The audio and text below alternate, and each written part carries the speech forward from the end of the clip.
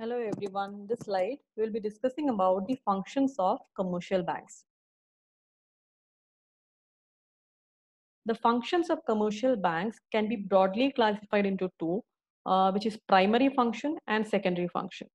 The primary function consists of a list of activities starting from the accepting of deposits, advancing of loans, creation of credit, clearing checks, foreign trade, and remittance of funds. Starting with the first primary function, which is accepting deposits. When customer deposits money with a bank, okay, it can be deposited into two types of accounts.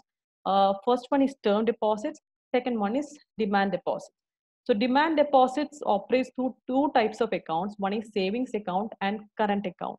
And the reason why these two accounts are classified as demand deposits is nothing but the fact that whenever a customer goes and tries to withdraw cash from a savings or no current account, the bank is supposed to make the payment. Okay, that means the bank is supposed to make the payment against demand deposit account as and when the customer comes and demand.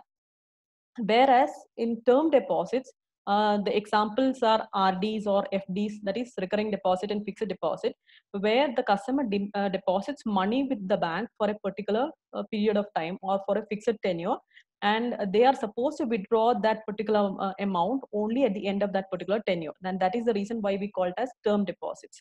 So these are the two types of deposit accounts which are available to the bank customers for depositing their money.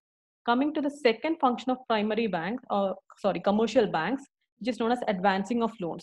So banks give loans or advances to the customers in different forms, say cash credit, overdraft, term loans, no consumer credits, or any of these kind of forms, or even discounting of bill of exchange. So these are different kind of loan facility which is available to the customers of commercial banks.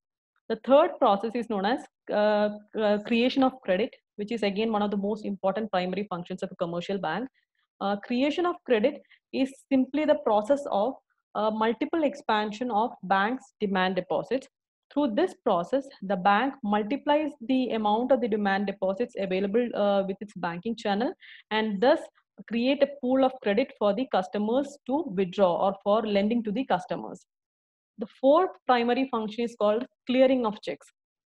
Whenever a customer comes with a non-cash check, non-cash check means the check which can be only transferred, the proceeds of the check can be transferred only from one account to another, and the customer cannot go to a cash counter and directly withdraw using that check. Those kind of checks are known as non-cash check. And these non-cash checks of other banks can only be credited or processed through the process of clearing, and commercial banks also facilitate this process of clearing.